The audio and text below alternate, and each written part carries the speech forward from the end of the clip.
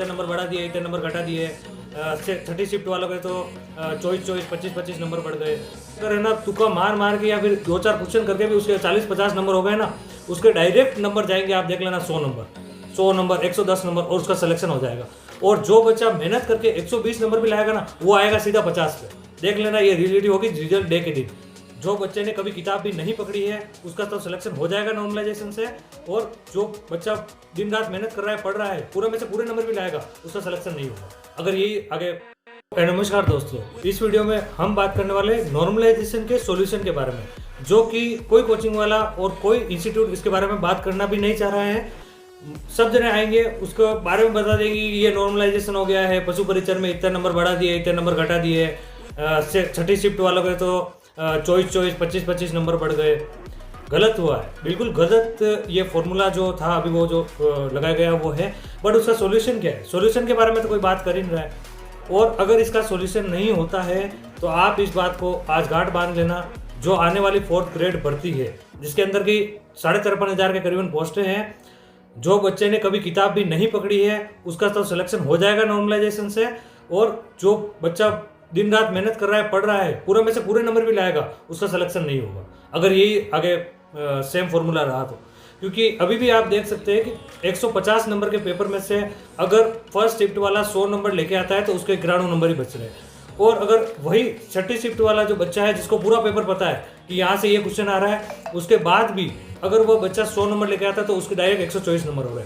और पशु परिचर के जो रिजल्ट है उसकी हालत ये है, आप जाके देख सकते हैं कि 1 से लेके और 10,000 तक की जितनी भी रैंक है उसमें आपको सारे 6ठी शिफ्ट वाले ही मिलेंगे। मैं तो 10,000 कह रहा हूँ, आगे और मैंने एनालाइज नहीं किया है, बट 25,000 30,000 तक भी आपको 6ठी शिफ्ट वाले ही मिलेंगे।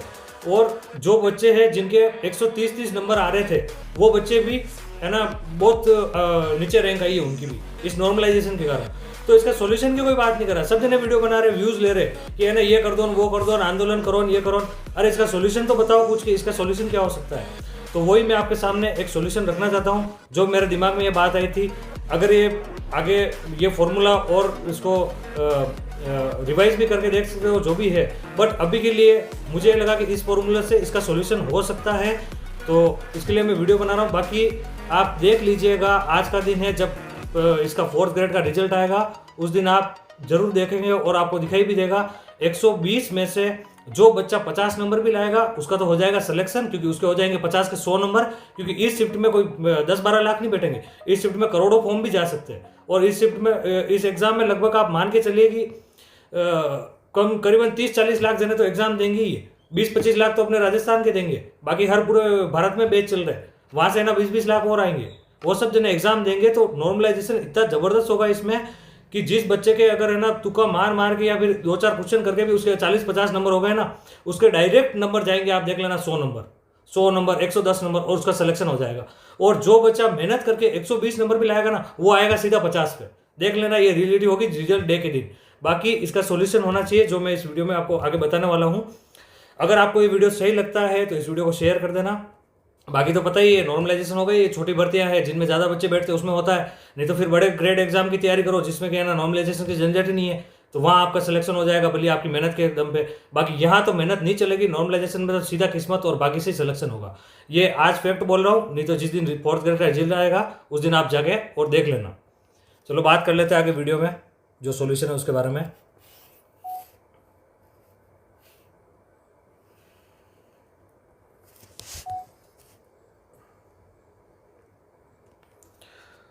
देखिए, मान लीजिए कि जैसे कि है ना एक शिफ्ट की जो अपने इस बोर्ड RSMSSB बोर्ड की जो एक शिफ्ट की जो बच्चों को बैठाने की जो क्षमता है, वो अपन मान लेते कि वो एक शिफ्ट में लगभग है ना 5 लाख बच्चों को बैठा सकते हैं, जो अपने बोर्ड वाले हैं।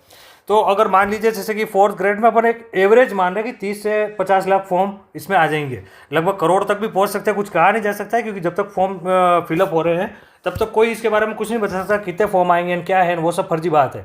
आप जो भी है ना, जो चीज़ बाद में होने वाली है उसका आप कैसे अनुमान लगा सकते हो अभी कि है ना ये हो जाएगा वो हो जाएगा, वो कुछ भी नहीं कह सकते। एक अपन एवरेज मान रहे हैं कि 4th ग्रेड में फॉर्म आ जाए, जैसे कि है ना 30 से लेकर 50 लाख। अब इसका सोल्यूशन इतना सा किया जा सकता है, बहुत छोटी सी बात है, ये तो बोर्ड वाले भी जानते होंगे कि ऐसा करें तो सॉल्यूशन हो सकता है इस चीज़ का, पर क्या पता उन्होंने लागू क्यों नहीं किया। जैसे कि अगर जितनी भी पोस्ट है, मान लीजिए कि ना इस जो एग्ज़ाम है उसमें 13,500 रुपये के करीबन पोस्ट है।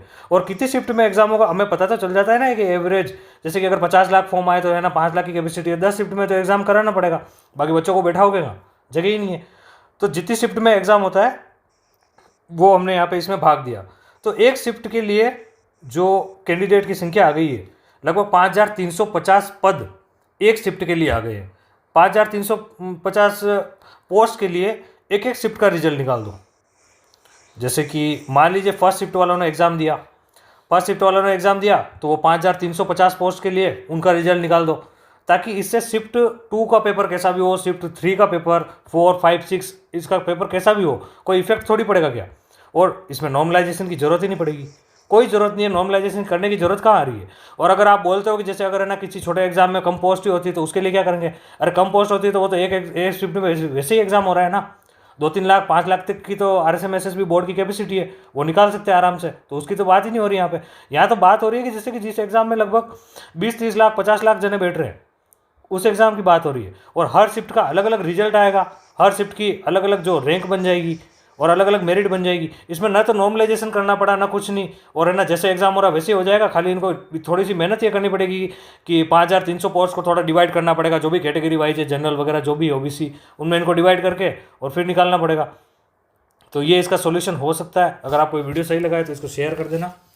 और बाकी तो क्या ही कहना है, तैयारी आप सभी जने कर ही रहे होंगे और आपको पता चल ही जाएगा, क्योंकि जिसको जो पटवारी में भी जैसे नॉर्मलाइजेशन हुआ था, पटवारी में भी पिछली बार नॉर्मलाइजेशन हुआ था, तो उसमें भी जो पढ़ने वाला जो बच्चा था, जो नंबर लेके आया था, आप विश्वास नहीं करोगे बच्चे इतने नंबर भी लेके आ रहे हैं। इन बच्चों के नंबर आ रहे हैं लगभग 245, 250, 300 में से लगभग ना 75% नंबर लेके आ रहे हैं। उन बच्चों का सिलेक्शन नहीं हुआ। और जो बच्चा लेके आ रहा है क्या 110 या 105 नंबर, वो है ना नौकरी लेके बैठ गया इस नॉर्मलाइजेशन के कारण। तो इस पर थोड़ा विचार करना, इसको वीडियो को हो सके शेयर कर देना। बाकी मुझे जो बताना था वो मैंने इस वीडियो में बता दिया। Thank you for watching.